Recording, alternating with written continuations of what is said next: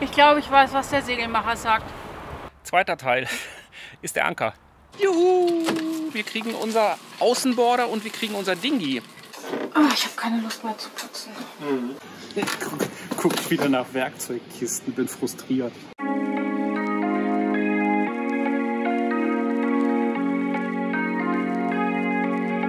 Wir haben ja auf der Überfahrt so 3 Painpoints rausgearbeitet. Das eine waren die Segel, wo wir jetzt uns nicht so ganz sicher sind, ob das Boot einfach bei wenig Wind nicht mehr Performance bringt oder ob die Segel wirklich so kaputt sind.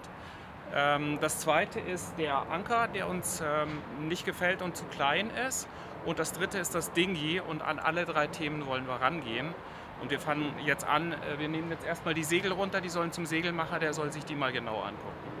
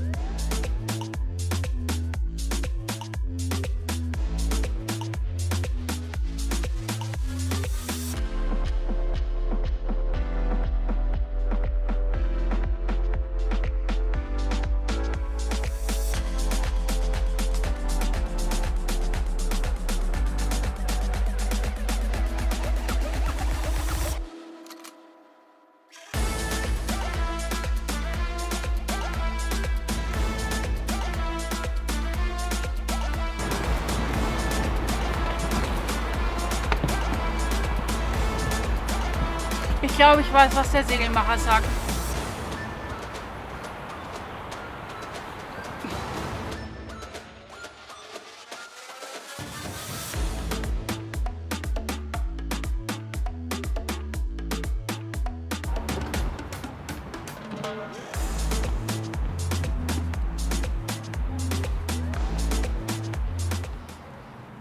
Wir haben die Genua jetzt zusammengepackt. Kleines Päckchen, und jetzt versuchen wir sie mit dem Fall hochzuziehen, mit der Pilotleine rüber und auf dem Steg wieder abzulassen. Ich hoffe, das funktioniert.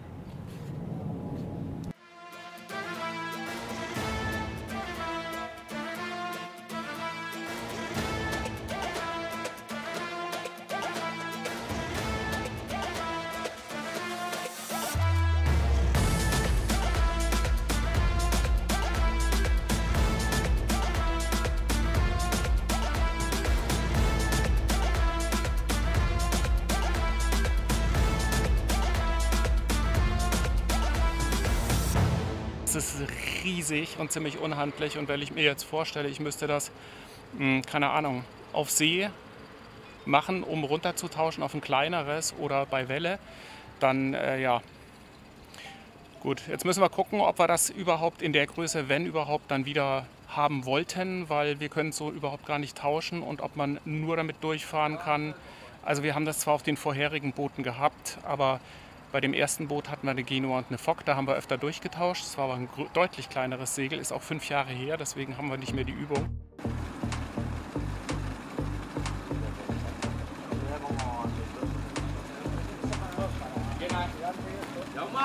So, nächster Schritt ist, wir wollen jetzt das Groß runternehmen und dann den Besan.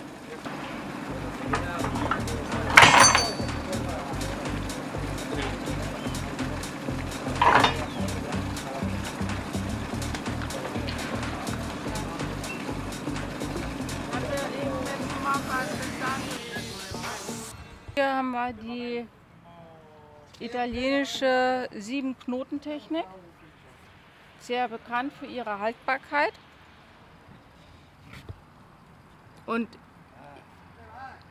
hier unten ist die nautische Wickelknotentechnik, besonders haltbar unter Druck. Wird Zeit, dass das mal richtig gemacht wird.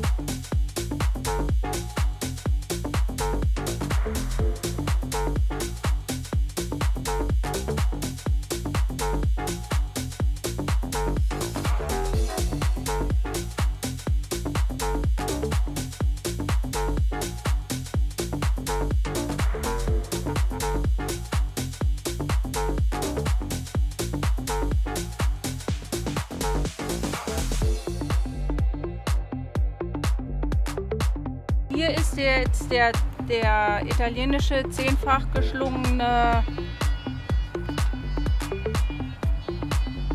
Blödsinn. Was sagtest du gerade?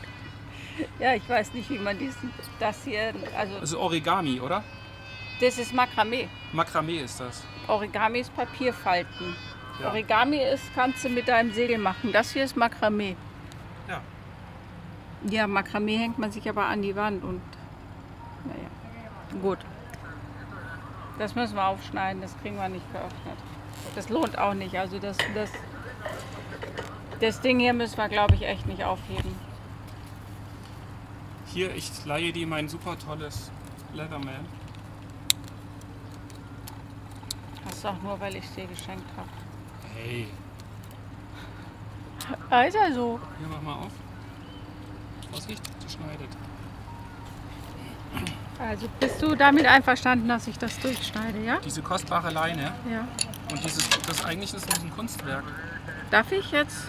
Bist du damit einverstanden?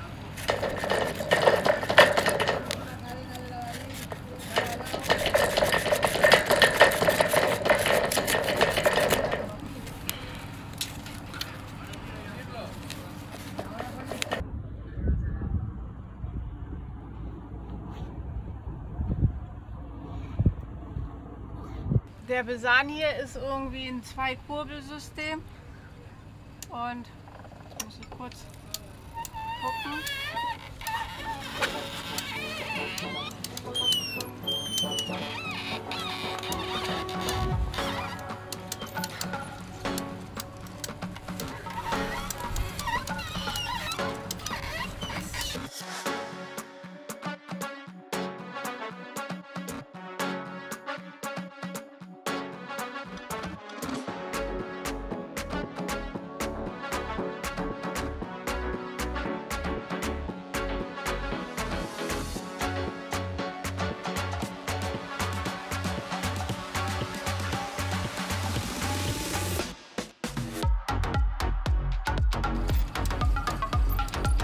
Die eine Kurbel zieht an dieser Leine und die andere Kurbel dreht den Mast. Ja, das ist anstrengend. Soll ich das machen?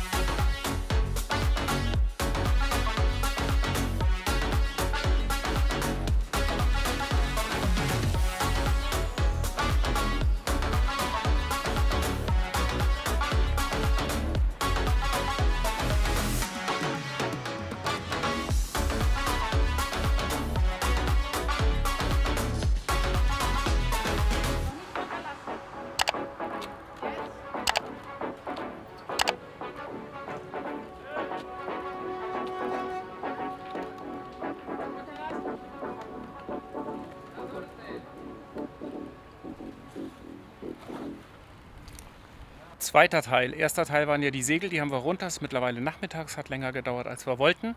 Zweiter Teil ist der Anker. Das ist hier der Originalanker. Das ist ein 15 Kilo QCR-Anker. Das heißt, er hat eben ein Gelenk. Und ja, er ist zu klein, er hält nicht besonders gut und wir wollen einen anderen Anker dran haben. Wir nehmen jetzt erstmal den Mantus, den wir schon haben, und werden uns dann in Ruhe darum kümmern, was wir dann machen. Weil der Mantus war 2 Nummern zu groß für die Ariba, sollte also eigentlich die richtige Größe haben für das Boot. Also wir haben auch in den Tabellen gecheckt, das ist die richtige Größe. Wenn wir Sturmankern wollen, was wir eigentlich wollen, dann bräuchten wir noch mehr. Aber dann müssten wir einen 40 Kilo Mantusanker nehmen. Das ist riesig. Das schafft auch der Bug nicht. Da müssten wir sehr viel am Bug ändern. Deswegen müssen wir da noch drüber nachdenken. Aber erstmal machen wir jetzt soweit fertig, dass wir deutlich mehr Grip haben als vorher. Vor allem aber macht mir der Schäkel hier zu schaffen. Den kriege ich nicht mehr auf, deswegen muss ich ihn jetzt aufschneiden.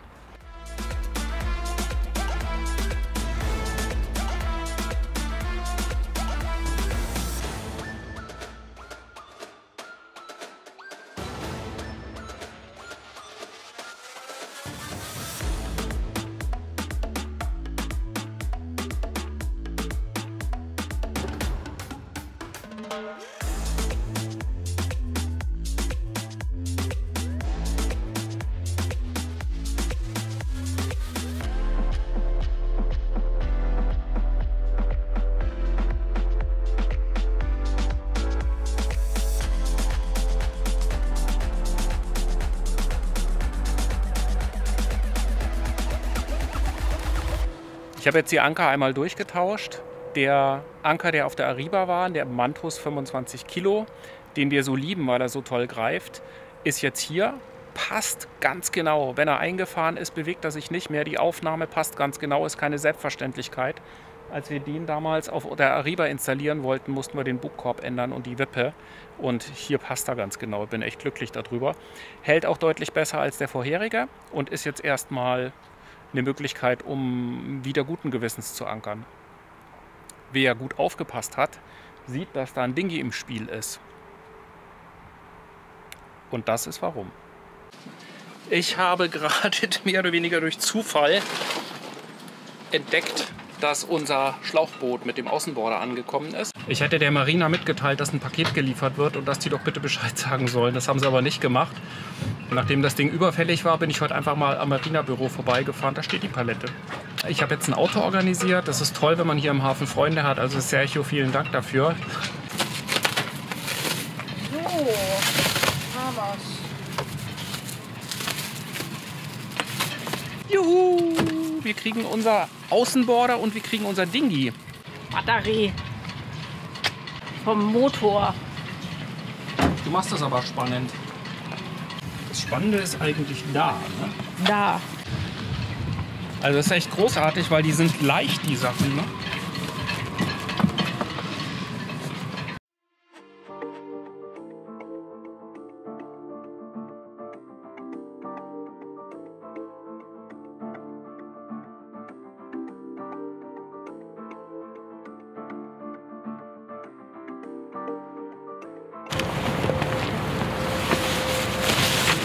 Macht auf jeden Fall schon mal komische Geräusche.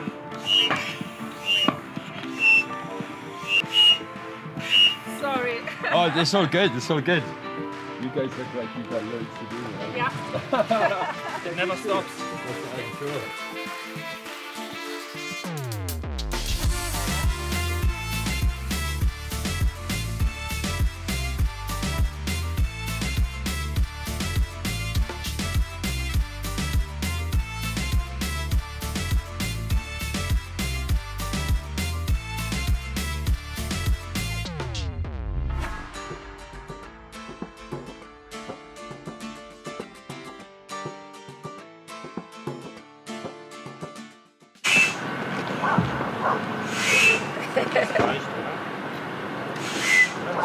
Ja.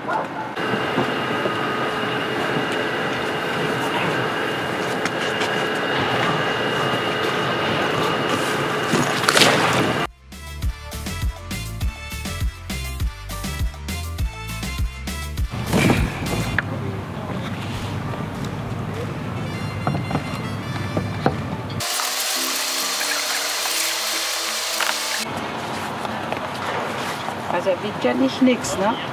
Das ist richtig, aber im Vergleich zum Benziner wiegt er doch eher wenig.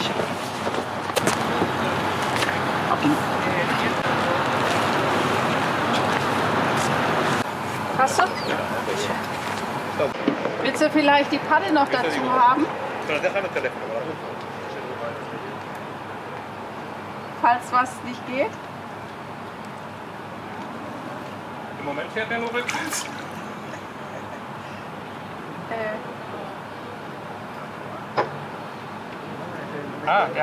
Der hat den ganzen zwei Richtungen stehen. Deswegen.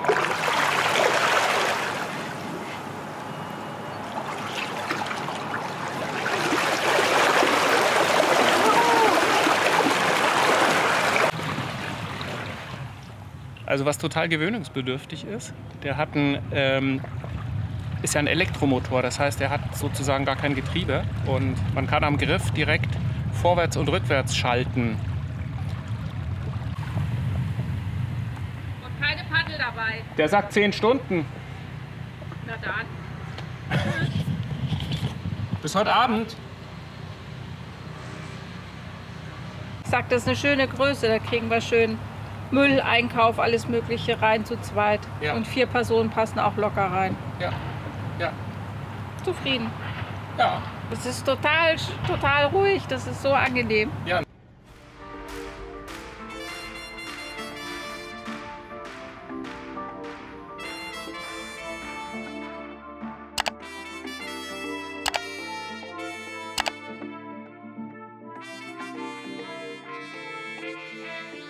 Sauber machen ist angesagt. Wir sind gerade dabei, das Boot ein bisschen zu putzen und zu reinigen. Alles, was so möglich ist. Das heißt, zum Beispiel textile Bezüge von den Polstern, die haben wir alle abgezogen. Die Vorhänge werden gereinigt.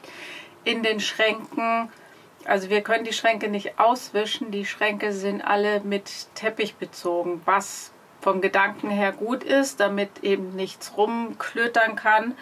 Aber so im Laufe der Zeit ist Teppich halt auch nicht mehr so ganz das Schöne. Und jetzt werden wir erstmal mit einem Teppichreiniger-Spray aussprühen und saugen und vielleicht irgendwann mal mit einem Trocken-Nasssauger oder so mal alles durchgehen. Was nicht heißt, hier war es dreckig, nur wie das halt so ist, wenn man irgendwo einzieht, macht man alles neu. Bitte, gut. Oh, ich habe keine Lust mehr zu putzen. Es ist ja ganz nett mit dem Teppichreiniger, aber wir kriegen das Problem nicht in den Griff. Dass der Teppich zu viel Salz drin hat. Das kriegen wir damit nicht in den Griff. Schön ist das Muster auch nicht.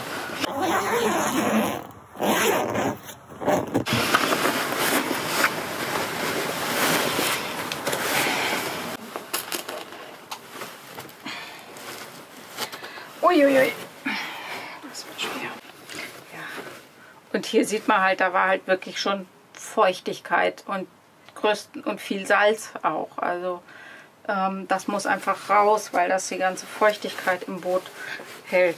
Wir haben jetzt auch schon den Luftentfeuchter laufen seit einigen Tagen und wir haben bestimmt schon 10, 12 Liter Wasser hier rausgeholt aus dem Boot. V-Koje, Achterkabine und Salon. Mindestens, wenn nicht noch mehr.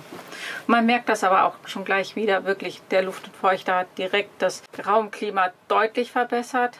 Wir hatten immer das Gefühl, nasse Füße zu haben. Irgendwie so, wenn du abends auf dem Sofa liegst. Ja, nach dem Luftentfeuchter, 2 Tage Luftentfeuchter, war das schon deutlich besser. Wenn dich das interessiert, was wir an Mittelchen haben, um gut durch den Winter zu kommen, haben wir darüber mal ein Video gemacht. Unsere 3 Top-Gadgets für den Winter. Video wird verlinkt, guckt euch das an, das ist wirklich gut.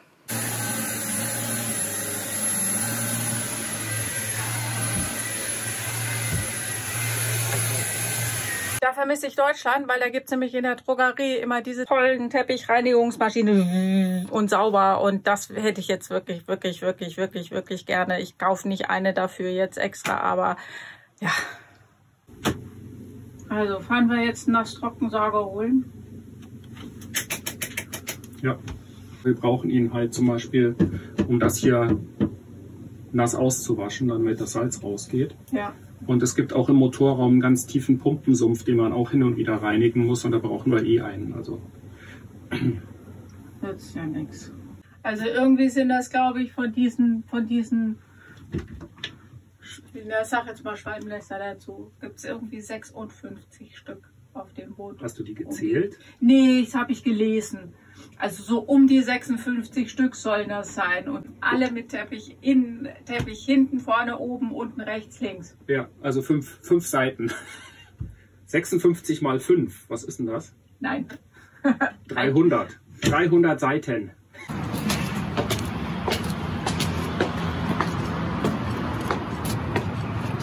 Ist immer wieder cool, der Blick, oder?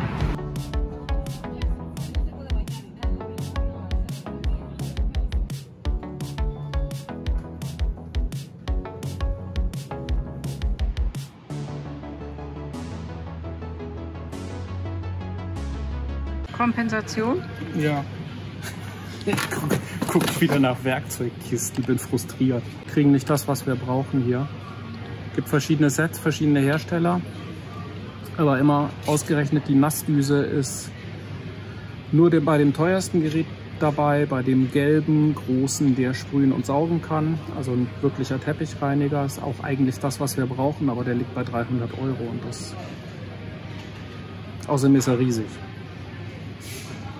Wir gehen jetzt mal bei Carrefour gucken, was wir haben. Das war jetzt nicht erfolgreich.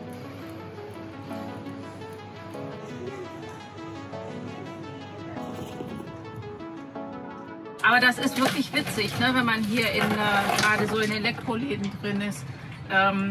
Sind unheimlich viele deutsche Marken und ich finde das immer total verwirrend. Ich hatte das vorhin, war irgendwie ein Roventa Bügeleisen oder so. Du läufst dann so vorbei und dann steht da hier so perfektes irgendwas.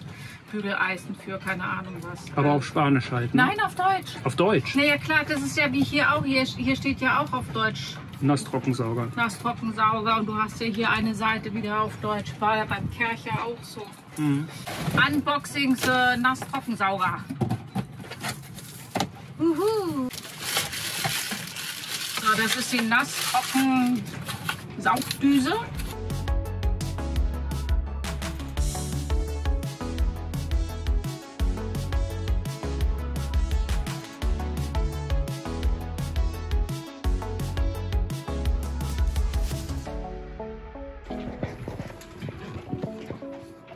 Wo bist denn du? Na hier. Hier. Und wie sieht's aus? Ja.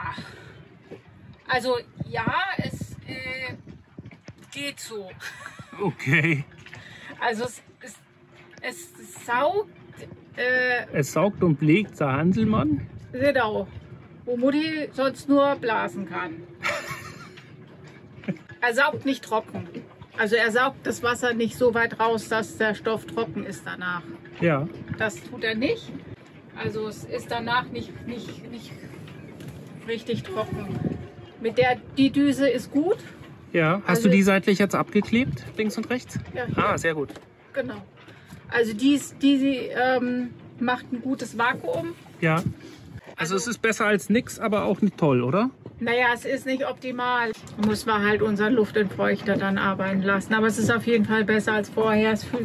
Man spürt, dass das Salzige und das Seifige raus ist. Ah, sehr gut. Und es ist gut, dass wir nur 49 € bezahlt haben. Das reicht. Weil die anderen wären nicht besser gewesen, hätten aber deutlich mehr Geld gekostet.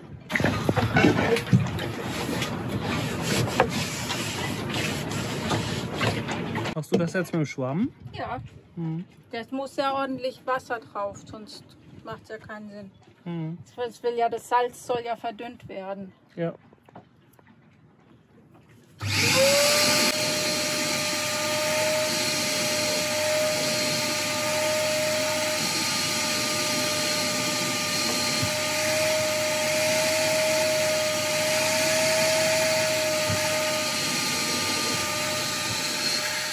Sind wir sehr glücklich mit unserem Dingi, wie man sieht. Wir kriegen gar nicht genug davon und darüber geht auch das nächste Video, denn wir ziehen um. Und wenn du das nicht verpassen möchtest, dann abonniere doch den Kanal und schalte die Glocke am besten ein, weil dann wirst du auch informiert, wenn das Video kommt. Ansonsten folge uns gerne auf Instagram und Facebook. Wir freuen uns darüber und ich würde sagen, bis zum nächsten Mal. Ciao.